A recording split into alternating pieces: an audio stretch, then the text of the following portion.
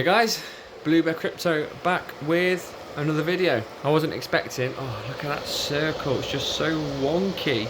I wasn't expecting to have an update so soon on this one.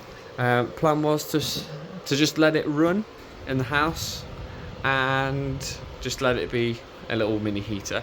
I think the selling point for these, especially how they're not profitable, would probably be to just sell it as a heater that makes money on the side, because it's not profitable and it's still like, it's almost funny that they're selling something at such a high price that doesn't have any profit in it. It is massively dictated on the price of Casper. I feel like ASIC companies value the miners based on how much they make, and if you were trying to sell something that costs you more than what you make and you're just selling it as an ASIC miner, then it should be selling for like less than, I don't know, 100 quid. It's like buying the S9J that I bought. You have to have less than like 2 or 3p a kilowatt in order for that to be profitable. And at the moment, if you've got anything less than 7p, I think 7p is the maximum before you're not profitable. So if you're at 7p a kilowatt on this, you will be making some sort of profit, but anything over that, then it is not profitable. Not a great start in terms of profitability for saying that it's just been released. The other issue that I'm having, and I don't know anybody else that has had this specific issue with it, it just seems to turn off I'd say every few hours, like every 4 or 5 hours, it will turn off. We will look at the details in the GUI and also go into the miner logs, but the miner log keeps saying that it's having a power issue, a power fault, and it will basically shut down completely to the point where it fully shuts the whole thing down. Even when the switch is on and the plug is in, there's just no lights at all, no Ethernet lights. It just completely shuts it down. The only way that you can get it back on is to fully switch it off and then to fully switch it back on again, and then it will start mining as normal for another few hours. A non-profitable miner, and straight out of the box we have issues.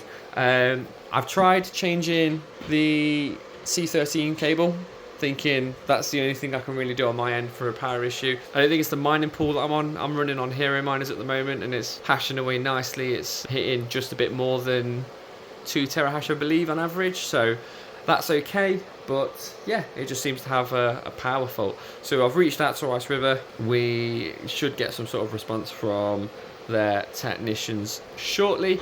Yeah, this isn't to slate the company. I'm not trying to say that every single one has this issue, because this is the first time I'm hearing about it. But if any of you guys have decided to buy this miner, let me know how you're getting on with it. I do like how much heat it does kick out, but also it's not too much. So as a heater, it has been in the house and it's been working quite nicely. It doesn't overheat the house when it's as cold as it is at the moment.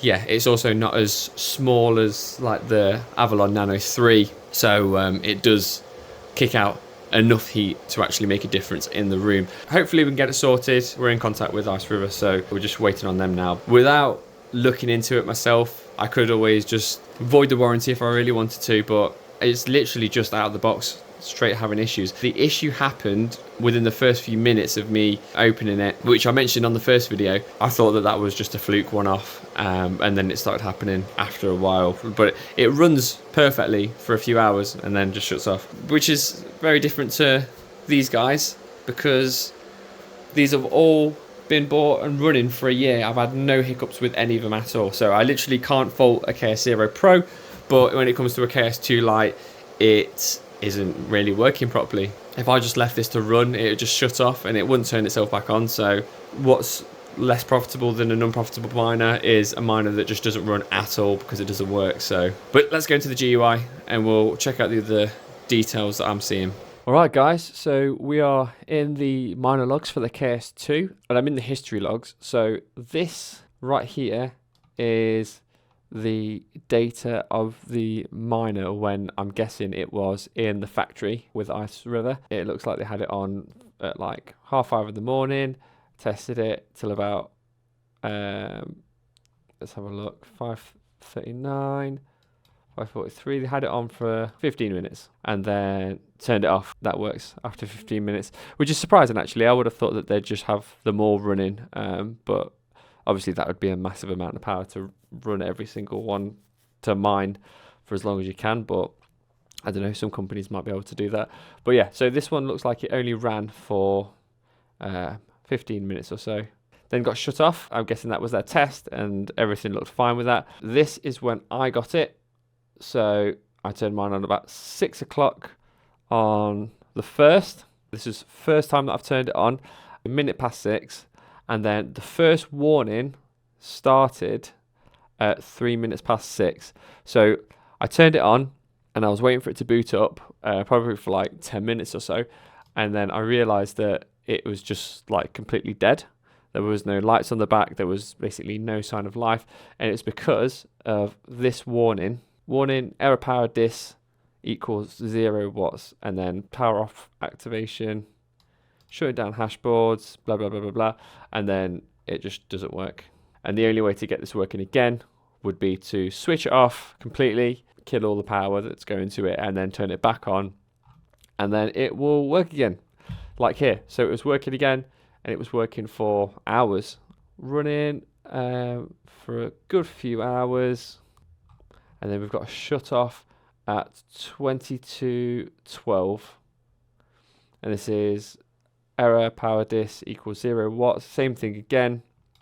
So it goes current power 459, and then like a few seconds later, it says 0 watts. It just completely kills itself. I'd say that this is probably the issue. If you guys are having something similar, this is probably what you will find.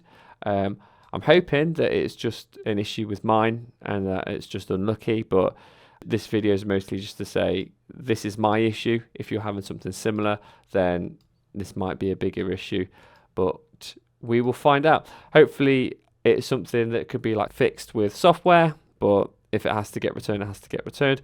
I'm not looking forward to that process. I'm guessing that that will be quite a ball ache in terms of shipping it all the way back to China, I think it was from, that whole process. But we will see how well it goes. I've reached out to IceRiver, waiting for updates from the technicians.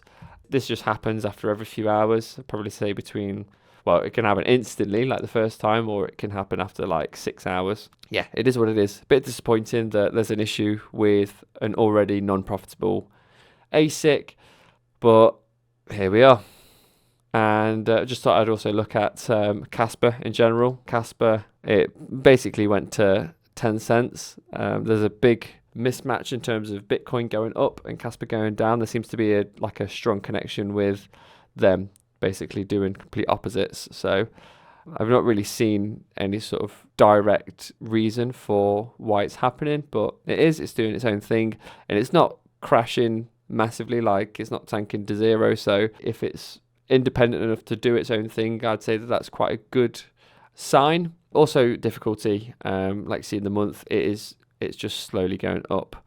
That kind of incline doesn't look too bad, but when you get into exahash, I think is what it is. These are big numbers. So this increase is actually just ridiculous. And when you zoom out, October, November, like this incline is the highest incline it's been yet, pretty much. Maybe here, maybe that's matching this, but yeah, insane incline in difficulty. Not great value. And like I said in the previous video, the only way that this ASIC will be worth it in any way is if Casper's value is going to go up, because there's no way at this point that with the amount of ASICs coming out for Casper on the network, there's no way that this difficulty is going to go down. People will just keep mining it. I reckon it'll probably plateau when enough people realize that what they're mining with is not profitable, and if they don't want to carry on mining, then fair enough. I would say fortunate in the way that because it generates heat, I can just use it as a heater, so I still get something out of it, even if it isn't making me as much money as it costs to run it. Let me know if you guys are having any issues, if you've got any questions about the KS2 Lite. When it works, it's good.